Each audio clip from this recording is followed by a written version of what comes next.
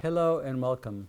My name is Biagio Mazza, Pastoral Associate at St. Sabina Parish in Belton, Missouri, and I'm here to welcome you to another Do You Know series question. As we continue our series on the principles of Catholic social teaching, today's Do You Know question is, do you know how Catholic social teaching assesses the universal purpose of goods? Now, Catholic social teaching is based on concerned very much from the very beginning on private ownership, especially the rights and responsibilities that are attached to private ownership. Catholic social teaching jumps off of the wisdom that goes all the way back to Thomas Aquinas, who had two primary aspects with regards to private ownership. One was the obligation or the concern for the common good, and the second one was the actual importance of private ownership. So Catholic social teaching has consistently, from the very beginning, has consistently supported private ownership, simply because private ownership incentivizes people really to be productive, and actually incentivizes people to care for God's creation as well.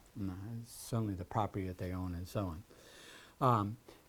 Catholic social teaching warns against, it supports private ownership, but it warns against the danger of too much land and too much ownership and too much wealth in the hands of a few people. So in other words, this kind of thing could lead to ignoring the poor and vulnerable, and could create less sharing in God's creation as a result of preventing people from sharing what God has created for all.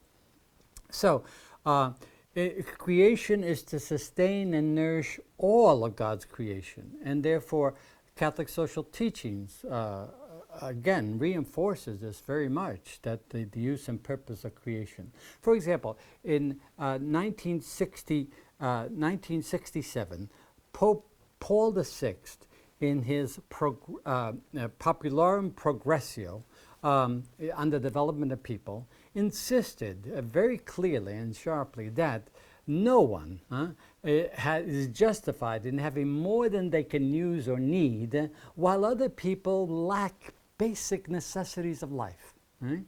And so Pope John the 23rd in 1961, in his famous encyclical Mater et Magistra, Mother and Teacher, the Church's Mother and Teacher, it said that globalization and the interdependence, the modern realities of everyday life in a globalized world, he says, put limits and modify the exclusive ownership of things.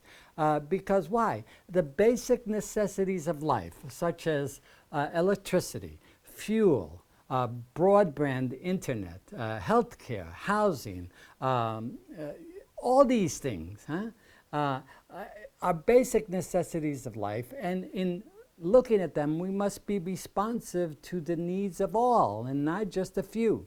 And so, as a result, the public and government have a role to really safeguard, protect, and even regulate these basic necessities of life for the sake of the entire human family, so that they can be shared by the entire human family.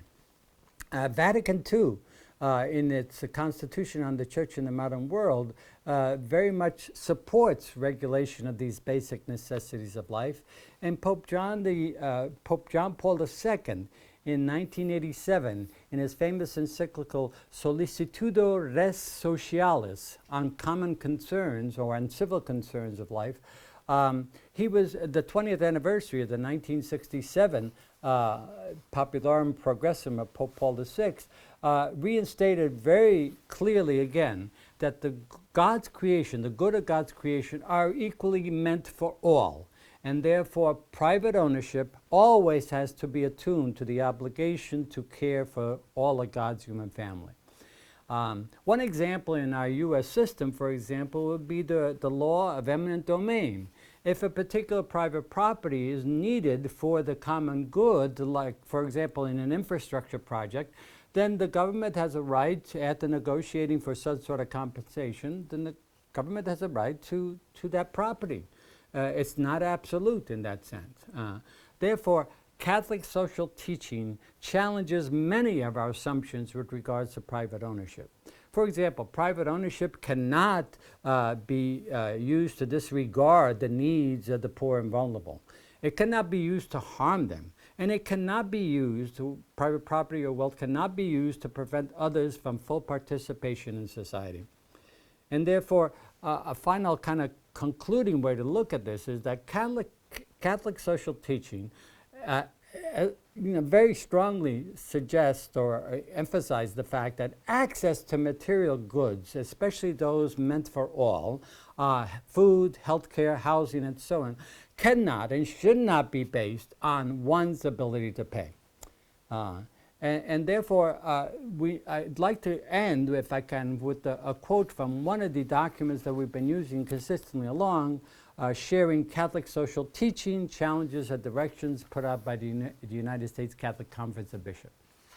And this is the quote that they do with regards to the universal purpose of goods. Private property is the necessary means for the maintenance and success of self and family. Therefore, each person has a right to private property. But this right is not absolute. The ownership of property carries a responsibility to use it in ways that are consistent with the common good. Moreover, political authorities have the duty to regulate the exercise of the right to private property for the purpose of promoting the common good. So I hope this has helped to explain just a bit of how Catholic social teaching assesses the universal purpose of goods, and I hope you'll return again to more Do You Know series question as we continue to explore the principles of our Catholic social teachings. Thank you very much.